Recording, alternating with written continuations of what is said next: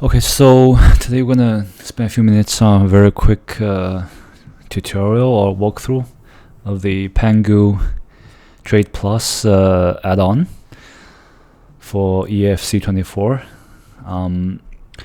This is specifically for the Trade Plus version, which cost I think $75 US. Won't be cover the normal version or the free bot. I think that's because it's the only version I got.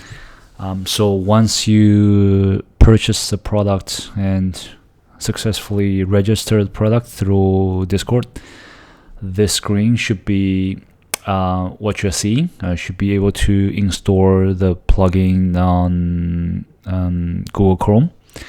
Then you should be able to get this add-on to show up. So okay, how do we set up the filter and then use the Trade Plus functionality specifically? So we'll be covering this in this short video. So first step is that we go to settings. Let me deactivate. We can refresh, start new, and so we go here. So you see it's all default.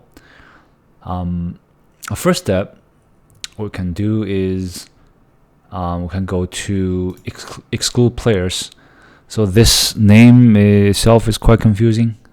So for the Trade Plus, which is a 59 minutes functionality, all we need to do here just to go to this multiple rarities per search to add the categories you want. First of all, for example, we can add icon. Just click add. This is heroes. Can add. Just for the reference, for whatever reason, I think it's EA's problem. If you only add icon and hero, these two categories, the filter won't work very well. So you want to add something else. In this case, we can add.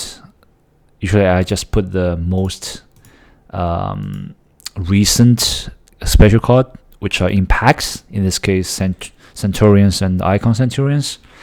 Okay, so what this part we're gonna do is that the bot's gonna search all these four categories at the same time. Right, that's the first step, and then we would like to set up the Discord. Again, this part is very confusing, and then these Discord control actually does absolutely nothing. It will only give you failure, so don't worry about this. And enable, disable doesn't do anything, so don't bother with that. There's a video provided by in the Discord, in the Pengu Discord server that teach you. So you're supposed to open your Discord and create your own server. And then in the settings, go to integrations. You should be able to create a new webhook like this, and then you can copy the webhook URL. So click this, and then we can copy, enable, click enable, send Discord notification, put this to green, and then paste the webhook that of the server that we created. Okay, so that's that, and that's done. So as long as you enable this send Discord notification and pasted the webhook, that's done. Don't worry about anything else. Okay, so this is done. And then in the settings part, there is this enable timeouts and auto solve capture. Based on my experience, timeouts not necessary. If you get banned, you get banned. It won't help you. Auto solve capture, maybe it's just me, but it doesn't work. So whenever there's capture, you have to there's a disconnection to the server, and you have to refresh and solve the capture by yourself. So performance mode, I won't recommend it. So yeah, and also after you snipe certain cards, if you list it just by default using the footprint price, 100% of the footprint price, sometimes it can be risky. So my preference is just do not list card after buying. I will back out and I'll try to list myself. So everything is to default to no. And then what we can do is that we can save the current setting instead of this group of players. So we want to search, and the Discord setting as well. We can save and give it a name. All right, you can save a name. So here are the filters that are already set up. So we can say, let's do this night 400k. We can load it. Okay. Yeah, for some reason I have this on, but doesn't matter. We can turn that off. It's okay. So yeah, these are the filters. And then you need to, in terms of filter, you have your on, but the general idea is that we want to avoid the page jumps. So at this point, at this time of the day, let's put can put 40k to 800,000, depending on your budget, right? You can play around with it, and depending on platform, because PC would have less cards on the market. So you might want to expand your search criteria so that you get more cards, in the results. So what we can do is search, click search, and okay. So this means that you can double check if the result include all the rarities that you set up in the first step. Then we want to configure this trade plus settings here at the bottom right. The first part is to set up the minimum guaranteed profit.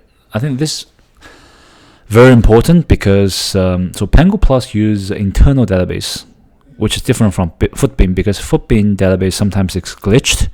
There could be some fake prices there, which trick you get the cards, but maybe on the market the card will worth much less. So you wanna buy cards like that. So Pengu has its own database, collect the real-time data, I think in the past from 30 minutes to 2 hours, right? And to determine the average price of the card in the last short period of time. And then this setting basically tells you that you only want to buy the card if the listed price is 5,000 coins less than the average price in the last, I don't remember, is it 30 minutes or 2 hours. And then of course the higher amount, the threshold you set, the less chance the bot will try to buy the card itself, right? So that's that. Enter crash, don't touch. Market refresher, don't touch. It will turn on and off by itself. Auto list, as I mentioned before, no. I will list by myself.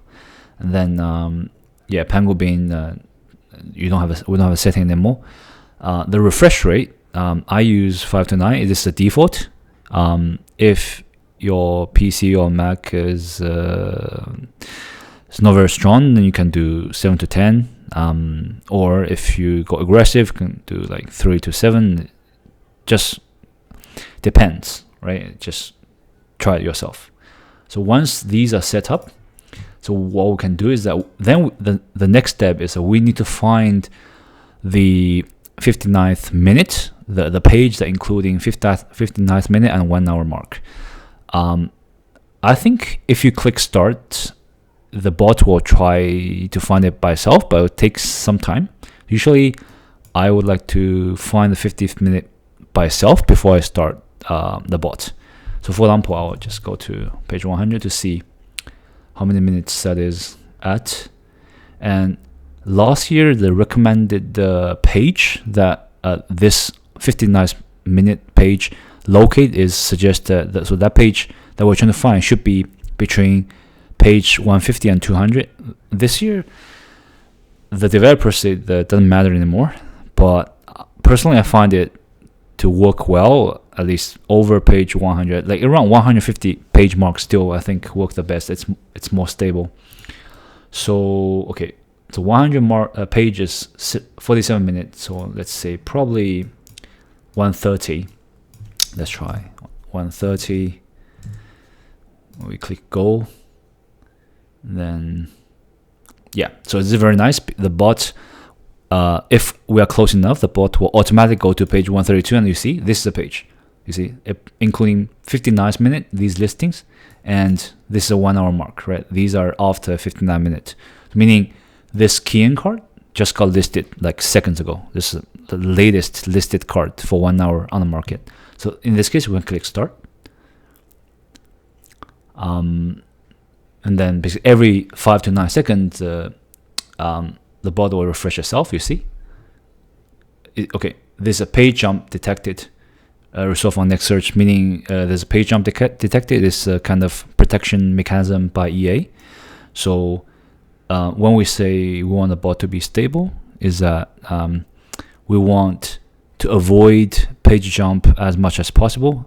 That's how you basically configure or calibrate your filter, so that every, let's say, 10 searches, you want to minimize the page jumps to be less than, let's say, 10% of the time.